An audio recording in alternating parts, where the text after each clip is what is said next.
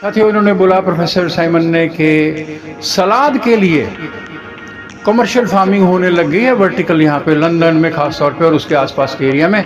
सभी को नमस्कार साथियों, इस समय मैं रीडिंग यूनिवर्सिटी के वर्टिकल फार्मिंग एक्सपेरिमेंटल स्टेशन में हूँ और मेरे साथ है प्रोफेसर साइमन और साथ में है जेम्स हेडली। आप तकनीकी विशेषज्ञ हैं यहाँ पे और ये बताएंगे कि वर्टिकल फार्मिंग में, जो कि एक बहुत बज़वर्ड है आजकल की, ज़मीन घट रही है तो एक लेयर के ऊपर हमें काम करना चाहिए, तो यहाँ पर कई एक्सपेरिमेंट चल रहे हैं। Well Hedley, what would you like to say to our farmers and to the student community?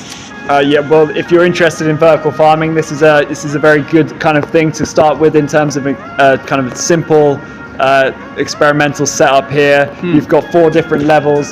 We've also able here to look at light, so we've got the ability to put in different lighting and different lighting grades to see what happens on various different levels of the strawberries here. We use Koya grow bags just to grow the strawberries in. Okay. They're very light when they come in, but they wet up and they're easy to fertigate.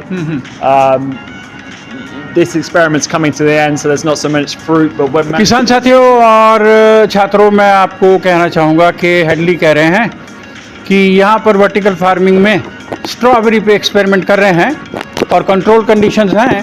तो grow bag में इन्होंने पहले तो लगाए हैं पौधे और फिर कंट्रोल्ड लाइट और कंट्रोल्ड फर्टिगेशन, जो इनको खाद देना है, पानी देना है, वो दे रहे हैं। और उनका मानना ये है कि इससे अच्छी जो स्ट्रॉबेरीज़ हैं, आप देखिए, ब्रिंग इट क्लोज, आप देखिए ये अच्छे रंग की हैं। James, could you please tell to my viewers whether on all days, all conditions through the year, artificially we can do that? Yes, I mean in this glass house it's a heated glass house, so we can control temperature, we can control light. At the moment they've just put in these solar screens, so that will allow us to actually like block out any of the light coming in from outside, so we can all be done artificially with lights. Yeah, so everything really can be done all year round here. So yeah. Professor, could you please share to my viewers other than this what crops we can grow in the vertical farming? There's a lot of interest in leafy salad vegetables. So some of the urban farms in London are now growing these at a commercial scale now. Okay. But for the fruits, I think the aim is to. It is just a beginning. It's a start. Yeah. But the aim is to increase the length of the season. Historically, strawberries would have been available just in July, maybe.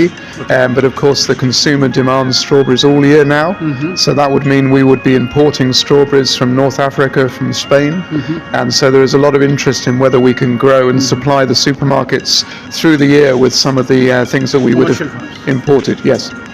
साथियों, इन्होंने बोला professor Simon ने कि सलाद के लिए commercial farming होने लग गई है वर्टिकल यहाँ पे लंदन में खास तौर पे और उसके आसपास के एरिया में, और फ्रूट्स में काम शुरू हो गया है। और ये जो देख रहे हैं आप एक्सपेरिमेंट, सफल होने पर ये कमर्शियल स्केल में अपग्रेड किया जाएगा और लोगों को दिया जाएगा। साथियों, मैं बता दूं आपको कि वर्टिकल फार्मिंग, इसको हिंदी में हम खड़ी खेती भी कह देते हैं, इससे ना हम एरिया इंक्रीज़ कर लेते हैं। मान लीजिए 1 एकड़ में आप खेती कर रहे हैं तो 5 लेयर बनाई आपने या 4 लेयर बनाई आपने, तो 4 एकड़ ज़मीन हो गई। 5 बार लगाया है तो 5 एकड़ ज़मीन हो गई। ये खेती जो है ये बहुत ही कंट्रोल्ड, नियंत्रित वातावरण में की जाती है।